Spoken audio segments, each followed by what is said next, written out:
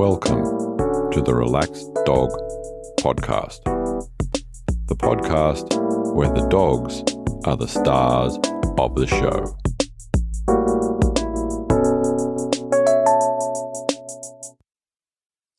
Welcome to the Relaxed Dog Podcast, sponsored by therelaxeddog.com. Thank you for listening. I am your host, Robert Ober, and I hope that you and your dog are well. Firstly, just a quick question. Do you have a favourite episode so far? Jump on the Facebook group and tell me which one it is and let me know why it is. Anyway, this week I'll be interviewing a friend of mine, Beck, and she is going to tell us all about her long-haired Shepherd, Xena. But first, we'll do a little bit of doggy news. In Texas, sadly, the Velasquez family had their Chihuahua mix stolen from their backyard. His name was King. They put the usual posters up and social media everywhere, but King could not be found. Now, that was 6 years ago. So can you imagine their reaction when the Humane Society contacts them and says, King is in South Florida and he is well. By the way, King is now 15 years old. So a very happy Velasquez family drove more than 20 hours down to South Florida to be reunited with King. So there is just another example why you should microchip your dog. In canine corona news, health officials in Canada have just confirmed that they have their first case of COVID-19 in a canine. Also stating that the dog is showing no signs of illness and is unlikely to pass any of the virus on. And now to this week's interview. Welcome to the Relaxed Dog Podcast. I am here with my friend Beck. How are you today? Yeah, I'm good, thanks. How are you? I am fantastic this afternoon, even a bit more so because I get to talk to you and hear about a very special dog. Yes. So who are we going to talk about today? Well, her name is Xena. She is 3 years old and she's a long-haired German Shepherd. Wonderful. And I know Xena and she is stunning. So, like usual, for those that listen to the show, take us back in time a little bit before you got Xena and run us through the events that led up to you guys getting together.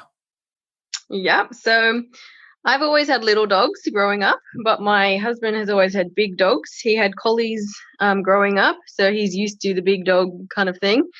He always wanted a long-haired German Shepherd. Originally, he wanted a male, but we were on waiting list for years to get a long-haired German Shepherd in general. And then we got told, I think a few weeks before Christmas 3 years ago, that there was potentially 2 long-haired in a litter in Queensland. We had to wait a few weeks for her to actually announce that they were definitely long-haired, and we were anticipating a bit of heartache, to be honest, because every time we've had that comment, they've always said, oh, no, sorry, they're short-haired. And not that we don't like short-haired, but my husband really wanted a long-haired one. So when she said, yes, they're 2 short hairs, we said, how much? Where are you? We're coming to get her. So a couple of weeks later, we went to Queensland, so a 16-hour round trip to pick her up. And, that was the end of that. That was our hearts taken for the dog. So for those listening back when we live reasonably close to each other, and we're on the Central Coast in New South Wales, so it's a fair drive to go and pick up a doggy. Yes, it is. So how was the original meet when you got up there? Look, it was lovely. We met all the puppies at first. I think there were about 6 left. I think 1 or 2 had already been taken, so we met all the other little brothers and sisters with her. Then we pinpointed our yellow collar, which is what she was at the time. So we started to bond with her, which was lovely. You could already see like all the different personalities, and we kind of liked ours, luckily. We then went and met her mum, who was also quite a big German Shepherd for being a female. She was always lovely. She came up and licked us and jumped up and said hello and everything, even though we were holding one of her pups. Xena's dad actually had passed away a few weeks before that because he got bitten by a snake. Oh. So that was not very good, but yeah, obviously not ideal, but luckily the pups and everything were all good and healthy when they came out. So yeah. Mm-hmm. And how does Xena get her name? Good question. Originally, we wanted a boy and we were going to call him Zeus. So when we found out we were having a girl, we kind of had to go along the same kind of lines. We did think Athena, but we thought it was a bit too hard for a dog's name. So then we went next and found Xena, and we were like, yep, cool, done, love it. And that's nice. it. And that's stuck. So yeah. Mm-hmm. And the long journey home, how was she during that?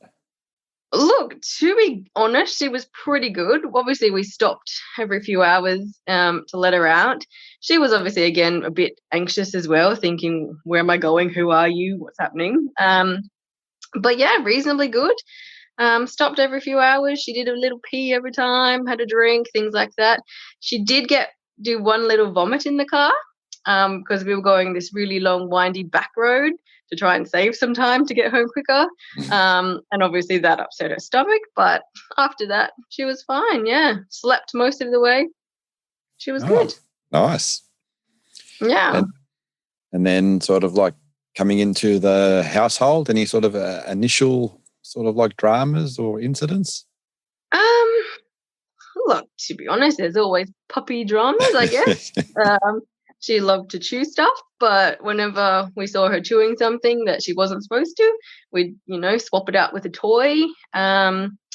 She did like shoes, my little shoes that obviously I left on the floor too many times and she got.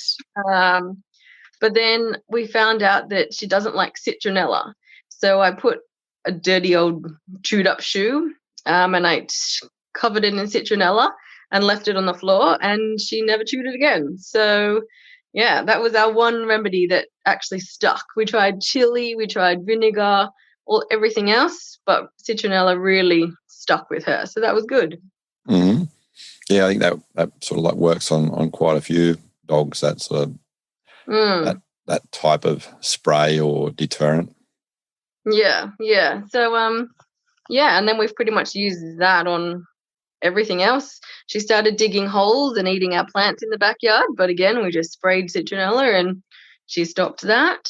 When we went to work when she was still quite young, we got a doggy sitter come in, I think twice a day, once in like mid-morning and once in mid-afternoon, and they would come and play with her for half an hour, give her some treats, make her happy, all that kind of thing. And then we would get home. So that obviously kept her occupied a little bit. So, yeah. Nice. So predominantly inside or outside? Oh, she's mostly inside. She's a massive princess. Yes. She knows she's well into our pack and she knows she can get away with mostly anything, but yes. That's good and bad. Yeah. I shouldn't say bad. Good and maybe not so good. Yes. Well, she knows right from wrong, though. So she knows if she's done something and we just give her that look, she's like, okay, I'm sorry. But, yeah. Nice. So fairly easy sort of like integration into your place as she was sort of growing up the first few months. Yeah, look, we really were quite lucky. We installed a doggy door quite early on, just to try and get that into her head because we didn't want to be opening the door all the time and things like that. And she picked that up really, really well. We've heard other horror stories about puppies, you know, peeing inside and everything, but once she did it a few times by herself, she would take herself out at night and everything. So it was really, really lucky. Nice. So Yeah. does she walk through slowly, or because I know a lot of dogs and they see the doggy door and they just line themselves up and launch through it? No, she was, more of a hesitant thing. She didn't like it obviously hitting her in the head. So my husband, because we had a big doggy door because we knew she'd get big, my husband would go through it and she'd be like, oh, that's fun. And he'd have a treat on the other side and stuff. And so, yeah, literally that's how we taught her. And then once she went through slowly and it pushed on her head, she kind of thought, oh, that's not too bad. So, yeah, Mm-hmm. it was pretty easy. And what other sort of things were you finding it teaching her at an early stage apart from the basic sort of bits and pieces? Or we thoroughly enjoyed teaching her walking up and down the stairs because we lived in a townhouse when we got her. So it was 3 flights of stairs to get to the top level. And it took her a little while to maneuver and work out how stairs worked. In the very beginning, she would try to sort of crawl up the stairs until she realized she could actually step up them and it would be okay. And then coming down, she would literally just launch herself and just jump over them and then rough and tumble at the bottom and, and shake herself off and be like, oh. But yeah, so teaching her to go one step at a time was a bit tricky, but yeah, funny for us as well, I guess. Mm-hmm. How was the early grooming? That was, yes, one thing that we also initiated quite early because we knew she'd need brushing and attention and everything when she gets older. So we pretty much made brushing a nice thought in her mind. You know, we'd always give her treats as we do it. Let her sniff the brush, let her sniff the fluff coming off, you know, so she knows it's not a bad thing. We did go through a different brushes to see which one she preferred or which one, I don't know, hurt her or she didn't like for some reason or something like that. So it worked our way through and just always made it a positive thing with treats and throughout and then treats after and stuff like that. Even now when we brush her, we give her a treat afterwards, so that's, you know, a good thing. And it's nice for her as well. Mind you, now she absolutely loves it. She will lay there for hours while you brush her, and it's good for us and good for her, I guess. So yeah. And do you find that you're taking longer than you anticipated with her coat, or? So we try to brush her really well, like once a week. Doesn't always happen, but we also get her professionally groomed every 2 months, so they get a whole bulk of the hair out at once, and then we try to maintain it as we go. But to be honest, she's pretty easy. Besides the maybe around her butt area, that's really early where it gets like really matted because the double coat comes out really bad at her butt. But everywhere else, you know, she seems to groom herself a little bit as well. But if you give her a brush every week, she's really quite fluffy and majestic, as everyone calls her. So yeah, she loves it. And how does the household cope with the hair? It's not too bad. She does molt, but I don't think she molts as much as a short-haired German Shepherd does. I know that they molt quite a lot. She molts pretty much twice a year, once going into summer and once going into winter, just when her coats change over. And yeah, quite often in those times, we do have to brush her once a week just to keep it all down. Otherwise, you'll make a sandwich and halfway through your sandwich, you'll be like, oh, look, this is a Xena hair in sandwich. So you kind of get used to that as well, though. So just maintaining it. And I mean, maybe I'm oblivious to the hair now. Maybe if other people come in and they'd be like, ew, dog hair everywhere, but I don't think it's too bad. No, it's just dog hair. It's nothing. Yeah, exactly. Okay. So when she was sort of like getting into that sort of like adolescent, teenage sort of phase, is there any sort of like stories you can share during that time? I suppose that's like the stage where she's all lanky and she looks, I suppose, growing too fast for herself. Just her feet were always too big and she'd always fall over her own feet. And she's still pretty dopey now, but she was extra dopey then. I suppose like we went to the beach and we were trying to get her to, go in the water and things like that, and she just wasn't sure.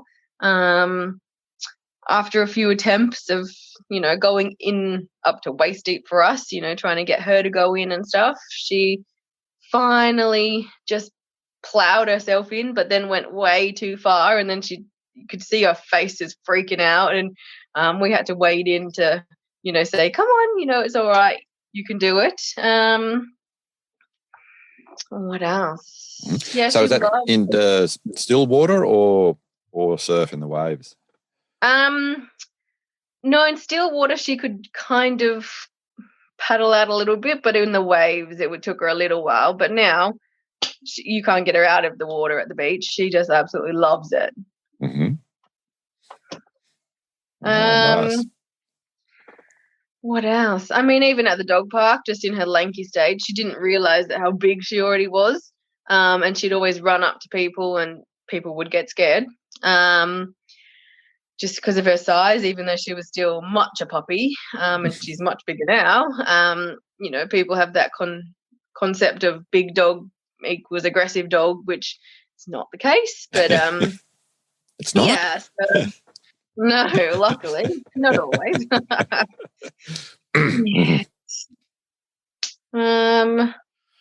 Yeah. So, what would you say that her favourite activities, sort of like during that phase or growing up, were? I suppose anything to do with water. So even now we get the hose and we'll, on a really hot day, or even like today, we played with the ball out the back and we just got the hose out and she goes absolutely nuts over the hose, follows it around, chases it, bites the water, bites the air. Yeah.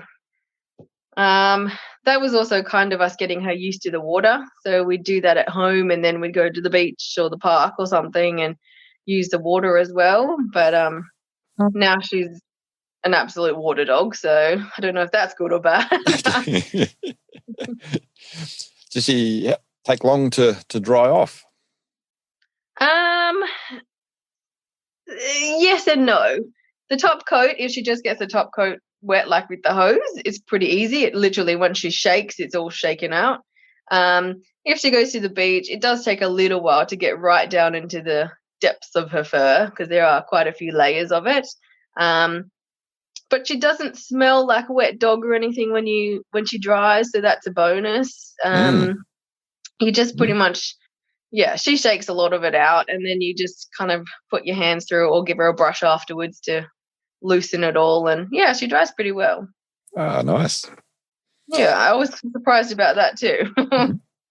And did she have special doggy friends during that time?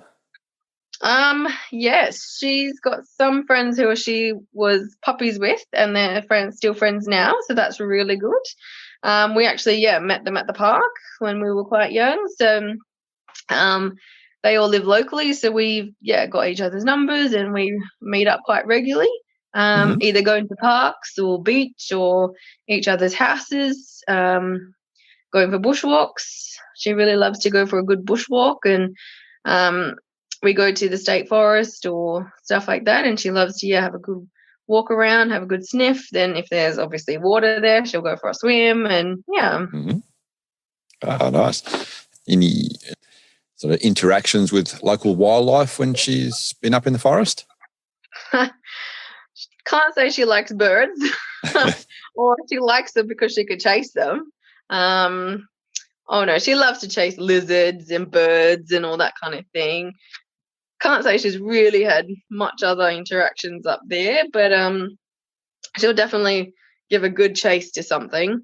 Even if it's under a rock or something, she'll try and get it as hard as she can. And with her friends, are there any that have like a big sort of size contrast, or are they all sort of like medium, larger dogs?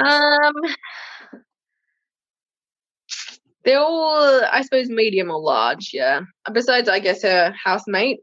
That's probably the smallest she goes, which is part Shar-Pei, part Staffy. So small, but small. Small but stocky. Interesting mix. And yeah, how long have they been housemates for? About 8 months now. So the two dogs have got quite a nice bond. Very nice. I'm guessing they've got gone on a few interesting adventures together. Yes. They love to go for walks together, because if one of them leaves the house, the other one gets all anxious and sits at the front door until they get back. So pretty much if we go for walks, we've got to take the other one as well. So then at the park, they pretty much stick together. If one goes one way, the other follows. I suppose they keep each other out of trouble. If they're hanging out together, they don't necessarily need to go and run after other dogs because they've got each other. So, otherwise around the house, it's always, play fighting and everything like that. And you need to watch whatever's on the coffee table because it's going to go over. They pretty much during the day sleep in the sun together or walk around the house together. It's going to be a bit tough, I think, when the housemates move out because they're building their own house. So they will one day move out and then the dogs will be lost, I think. So, I think we'll have to get each dogs. Are they building far away? That's the question. No, just in Narara, so all good. Oh, that's good. They have any sort of like favourite games that Xena likes to play, either with you or with the housemate dog? Yeah, so she loves a good tug of war. She, I can't say beats up the other little dog, but she can pull harder. So she quite often drags the other dog along the floor, but that's all the part of the fun. She likes to play tug of war with the dog more than us, but I don't know if that's a dog thing or Xena loves to play ball, so we get her a new soccer ball every birthday. Which actually her birthday's in November, so she should be getting one very soon. A new soccer ball, so she'll love to chase that around and kick or throw it at her and stuff. She loves to try and catch it in the mouth, and sometimes she does. Sometimes she catches it so hard that it actually punctures the ball and it sticks on her teeth, so we have to pull it out for her because she can't get it out. I was just going to ask if she punctures or not, or just plays with it. Yeah, look, I don't think she punctures it fully, but because they're so thick, her teeth do sink into it. And she sits there and, shakes her head trying to get the ball out. And so we have to go and take it out of her mouth for her. So, yeah. It's one of my failings with Marley. She loves those balls, but she wants to puncture them and then see what they're made of on the inside. Yeah, yeah.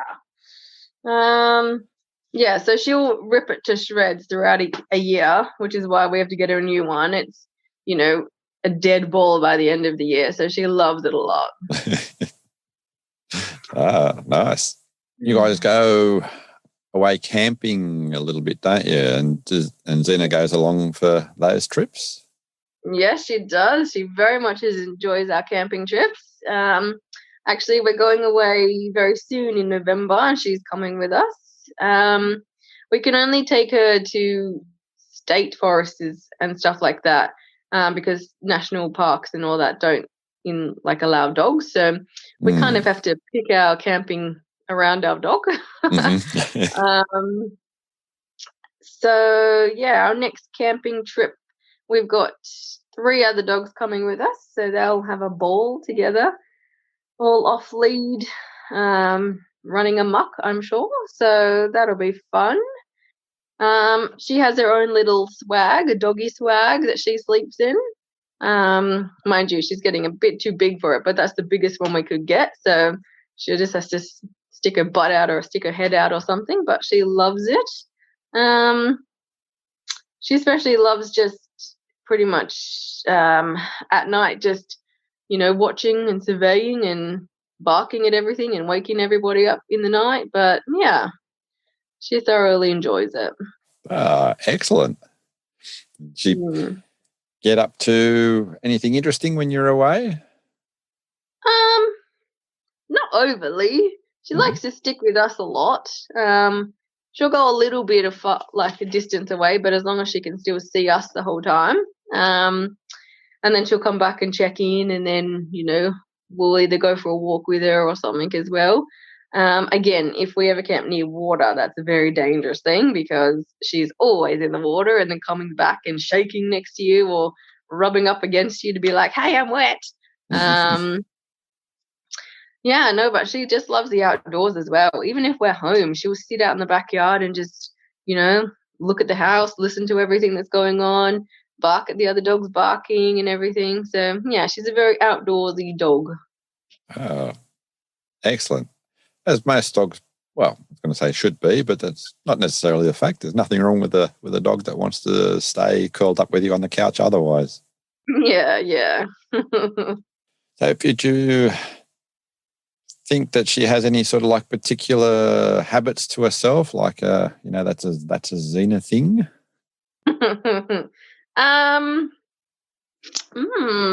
Well, I don't know if it's a Xena thing or just a fusspot thing, but she's quite particular, even with like treats and stuff. She only likes her certain few, and she doesn't really eat other treats, which I suppose is good. She doesn't just go and gobble down everything, but yeah, we have to buy certain treats because we only know she eats those. She absolutely loves shark cartilage. And I now have to buy that on eBay because I can't buy it in bulk enough at the pet stores or anything like that. And she goes through so much of it that, yeah, I have to buy it on eBay. What else? There's just certain places in the house, I guess, that she just loves to sit on. She likes to sit in our bathroom on the tiles, I guess, because they're nice and cool because she gets quite hot quite often because she's so fluffy. What else? A Xena thing.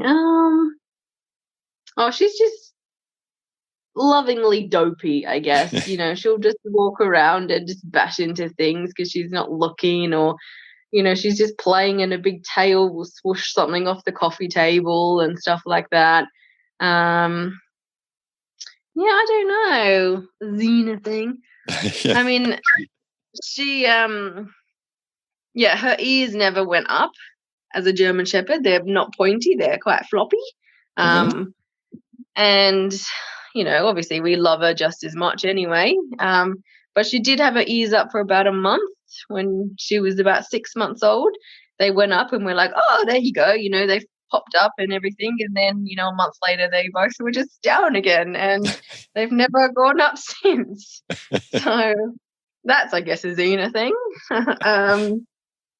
We were always told by other German Shepherd people that, up to, I think, 18 months, they could still pop up. But she's now 3 and they're still floppy. So we're happy with that, though. It just makes her extra cute, I guess. Do you ever hear from any other litter mates or? No, that's one thing I do regret, not getting the contact details when we picked her up and everything. I did, for the first, maybe 2 years, keep in contact with the breeder, just sending pictures every now and then and giving her updates of how, Xena's going and stuff. But I think after 2 years, I kind of stopped that. I don't know, I could probably do it again and let her know that she's still good and everything like that. But, yeah, so I do regret not getting all their details. And Mhm. you know, even if, you just send pictures of each of the dogs, if they live far away or something like that. But yeah, no, I probably should have done that. And I think I'll do that next time if we get another dog. Um, if we get a breeder. If not, if we rescue them or something, then it's slightly different. But yeah, it would have been a good thought. Yeah, no, that's all right. So I don't think we mentioned, where does Xena sleep? She pretty much roams the house at night. She does have her mat that she, goes to. She goes back to our bathroom because it's nice tiled floor. Sometimes she'll sit by the glass doors at the front of the house and watch what goes on and bark at whatever she sees or any car that goes past. It's apparently a threat to the house. But yeah, she pretty much roams in and out. She can go inside and outside because we've got a doggy door again. Sometimes if our housemate's dog is up with her owners, she'll come up and, sit with them for a little while and stuff like that. So yeah, she pretty much roams around, does whatever she wants. Okay. It's a bit of a night owl then. Oh yeah. Well, yeah, generally the two dogs sleep during the day, so they're up at night running amok probably.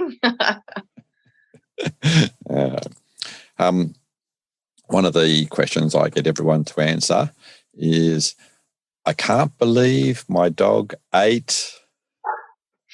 I had to think about this one because she never actually normally would eat anything because she is quite picky. She never ate anything silly and ridiculous, but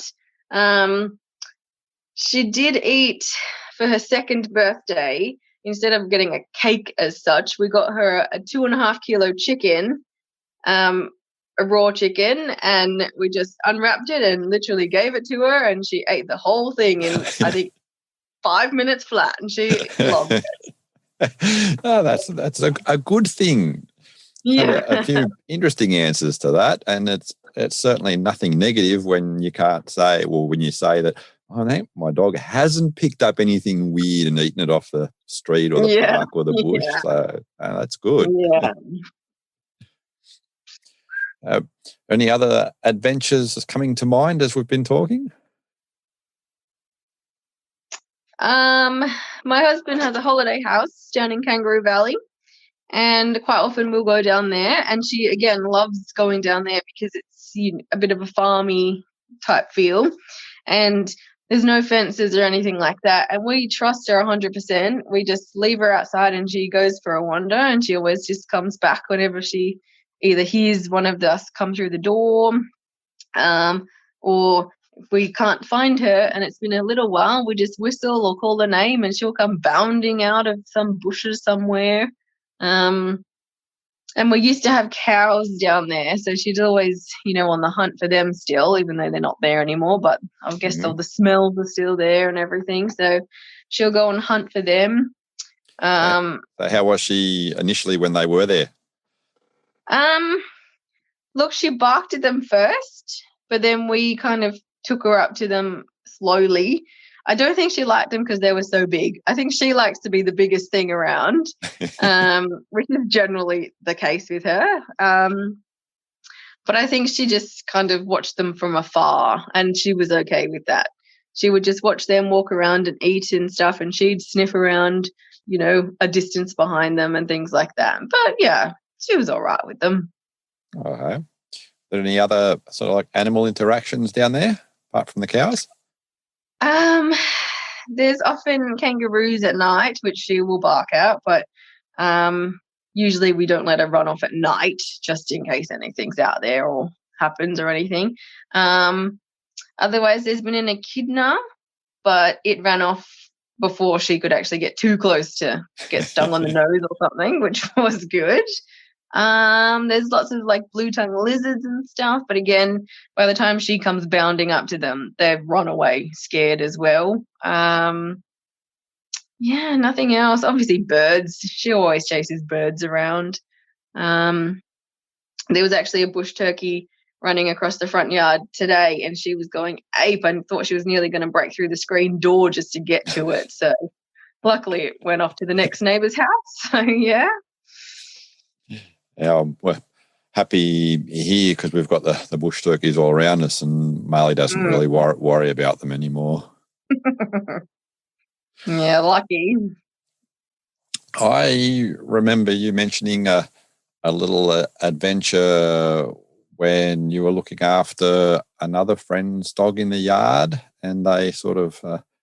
Oh, yeah. When they escaped. Yes, I think it was about a year ago now, we puppy sat.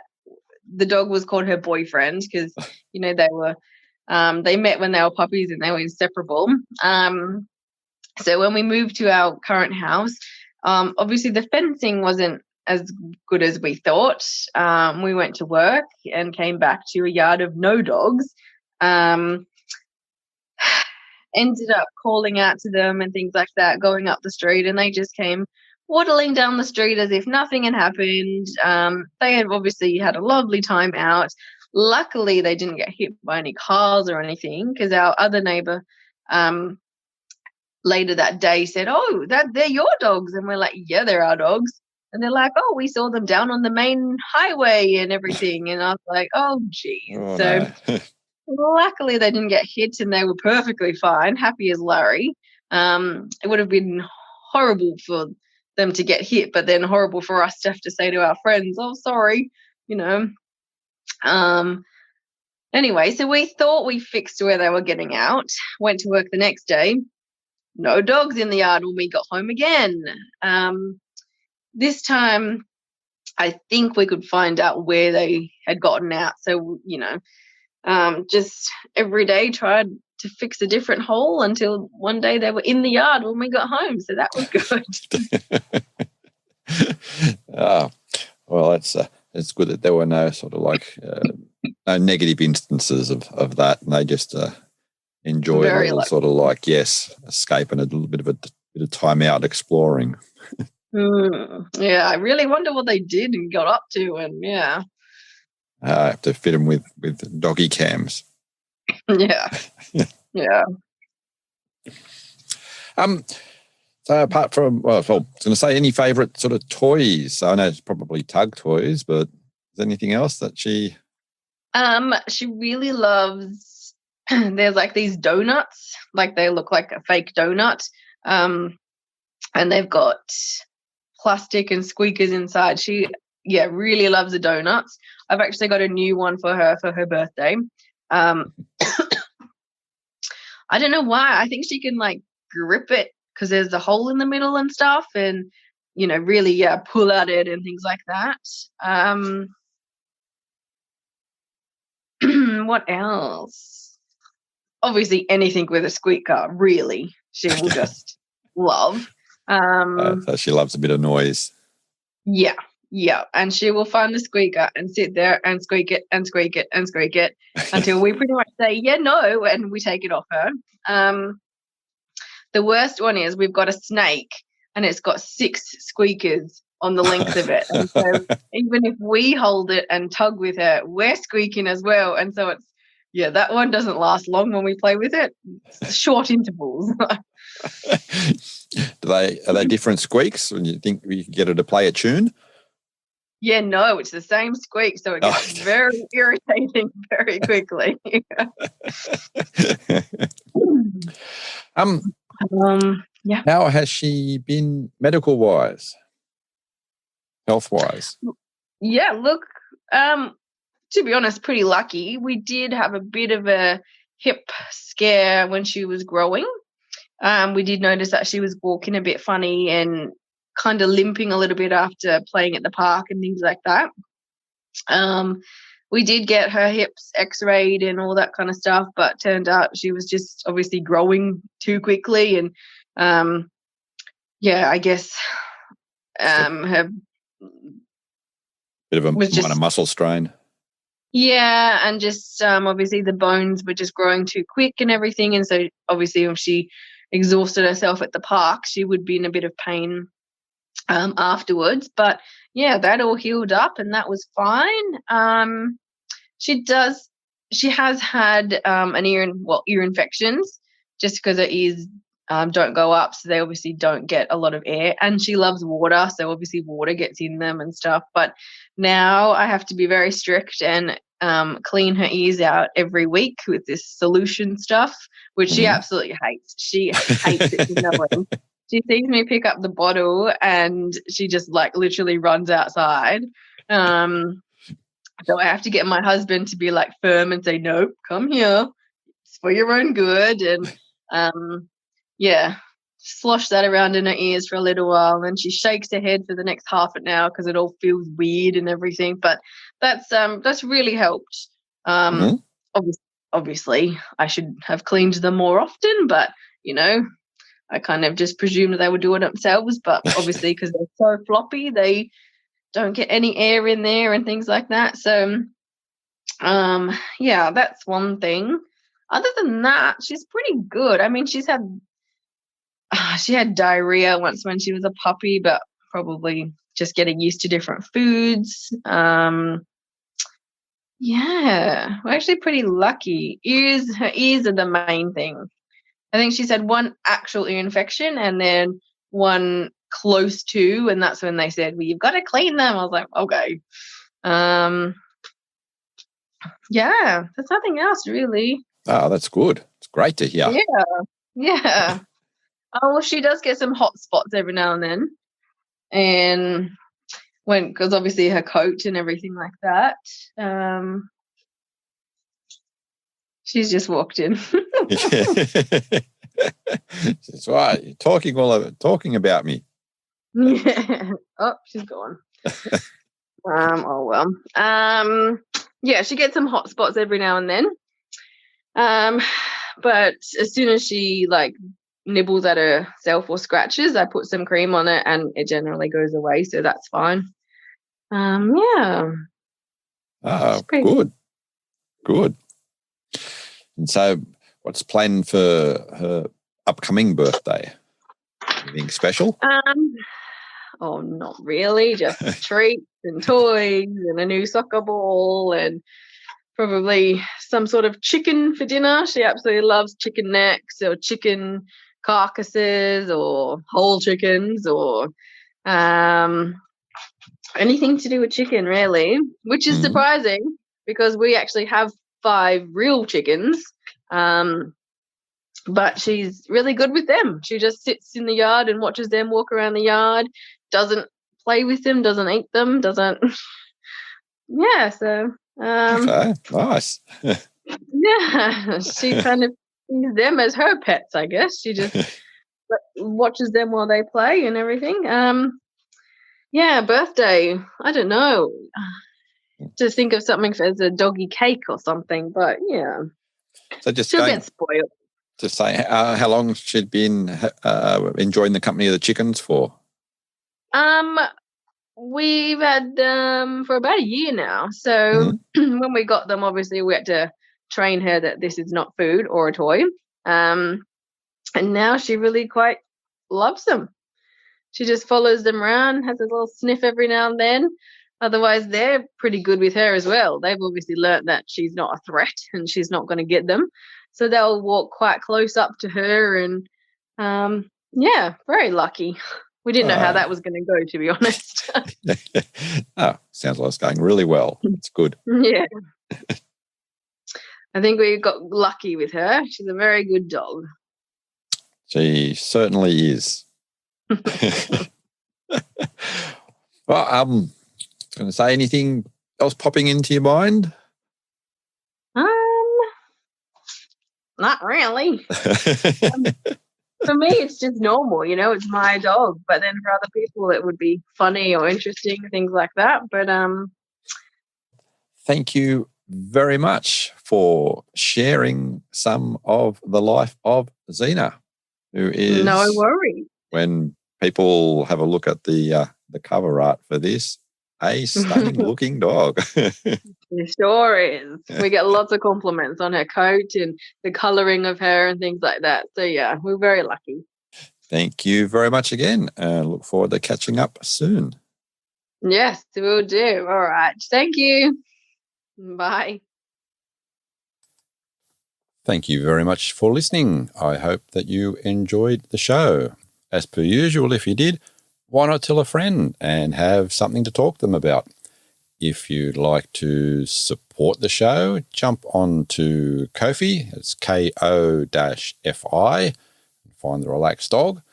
And if you want to discuss anything at all, jump on the Facebook group. Until next week, stay safe and remember, your dog is family.